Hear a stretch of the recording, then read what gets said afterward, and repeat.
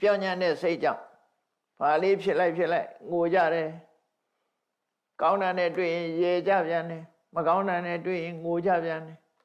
အဲ့ဒီလိုဟာပြောညံ့တဲ့စိတ်ကြောင့်အဲ့ဒါလိုဖြစ်သွားတာ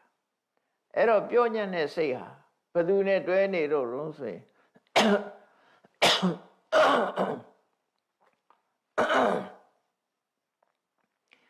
လောဘတွေဒေါသတွေ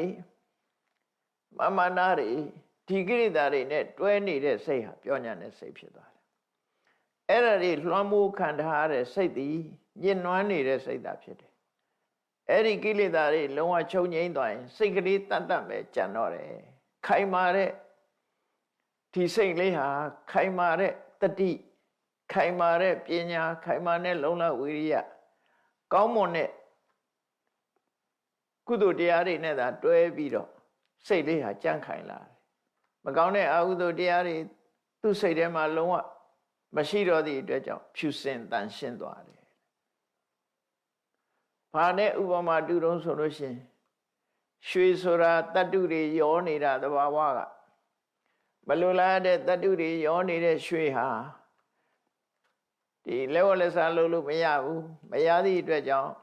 ရောနေတဲ့တတ္တုတွေကိုမီးနဲ့မိုက်ခွက်ထဲထည့်ပြီးတော့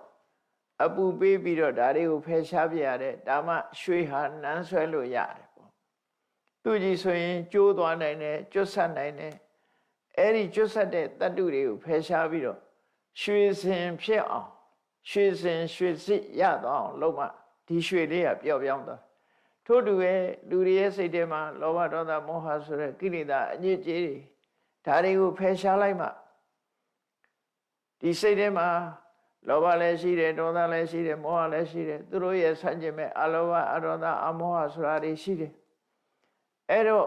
မကောင်းတဲ့လောဘဒေါသမောဟတွေဖယ်ရှားပြီးတော့ကောင်းတဲ့အလောဘအဒေါသအမောဟဆိုတဲ့တရားတွေနဲ့ရှင်တွဲထားလို့ရှိရင်စိတ်လေးကဖြူစင်တန်ရှင်းပြီးတော့ခိုင်မာတဲ့စိတ်အနေအထားမျိုးဖြစ်လာတယ်တဲ့